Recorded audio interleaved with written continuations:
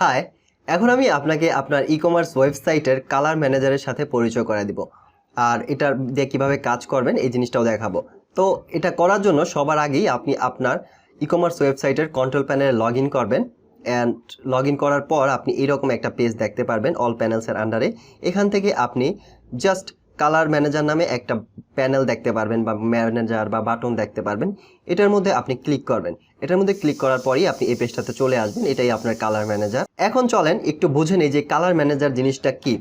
ধরেন আপনি বিভিন্ন কালারের প্রোডাক্ট নিয়ে কাজ করেন, আপনার ই-কমার্স ওয়েবসাইটে আপনি বিভিন্ন কালারের প্রোডাক্ট থাকতে পারে। সো এই কালারগুলো আপনি আগে থেকে এখানে অ্যাড করে রাখবেন। তাহলে কি হবে, যখন আপনি প্রোডাক্ট ম্যানেজমেন্ট নিয়ে কাজ করবেন, প্রোডাক্ট অ্যাড করার সময় এই কালারগুলোর অপশন পাবেন। জাস্ট আপনি কোন প্রোডাক্টে কী কালার এটা সিলেক্ট করে দেবেন।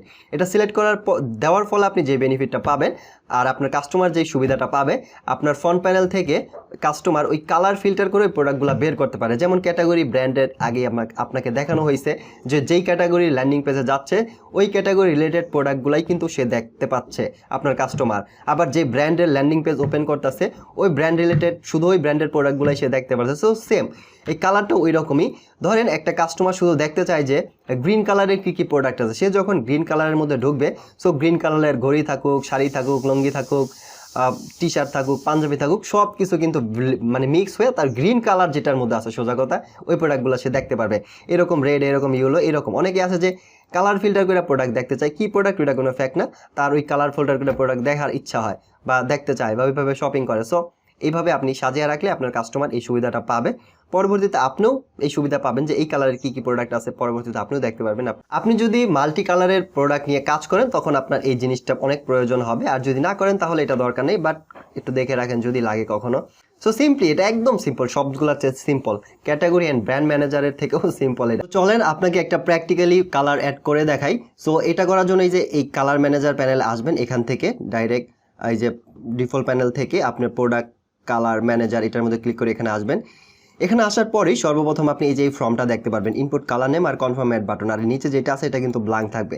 আপনাকে একটা একটা করে কালার অ্যাড করতে হবে। সো এটার জন্য আপনি যেটা করবেন, জাস্ট এখানে কালারের নাম লিখবেন। ধরেন নতুন একটা কালারের নাম লিখলাম অরেঞ্জ, লিখে জাস্ট আপনি কনফার্ম অ্যান্ড অ্যাডে দিবেন, তাহলে দেখবেন এটা অ্যাড হয়ে যাবে। এই দেখেন আপনার অরেঞ্জ কালার এটা অ্যাড হয়ে গেল। কবে অ্যাড হয়েছে এটা এখানে দেখাবে। একটা জিনিস, আপনি এখানে একই কালার ডাবল অ্যাড করতে পারবেন না, এটা খেয়াল রাখেন। সো চলেন আপনাকে আমি দিয়ে দেখে, ধরেন এখানে অলরেডি রেড আছে। সো আমি আরেকবার RED আছে, RED রেড লিখে জাস্ট কনফার্ম অ্যাড দিলাম। দেখেন এটা কিন্তু অ্যাড হইল না, কালার অ্যাড ফেল দেখাবে যদি আপনি একই কালার দুইবার অ্যাড করতে চান। সো এটা খেয়াল রাখবেন। ওকে, এটাই আপনার কাজ। প্রতিটা কালার যেই কালারগুলো নিয়ে আপনি কাজ করেন বা সবগুলা কালার আপনি আগে থেকে অ্যাড করে রাখতে পারেন। পরবর্তীতে যখন প্রোডাক্ট ম্যানেজ করবেন আপনার কাজটা সহজ হয়ে যাবে। শুধুমাত্র ধরিয়ে দিবেন যে কোনটা কোন কালার। সো এটা আপনি দেখতে পারবেন যখন প্রোডাক্ট ম্যানেজার ওই ভিডিওটা আপনি দেখবেন। So I think colour manager আপনি বুঝতে পারছেন, খুবই সিম্পল অ্যান্ড ছোট্ট একটা ম্যানেজার ছিল। কালারগুলো আপনি এখান থেকে ম্যানেজ করবেন। তো আজ এ পর্যন্তই। ভালো থাকেন, সুস্থ থাকেন। আশা করি আপনার সাথে আবারও দেখা হবে নতুন কোনো ভিডিওতে, নতুন কোনো টপিকের সাথে। আল্লাহ হাফেজ।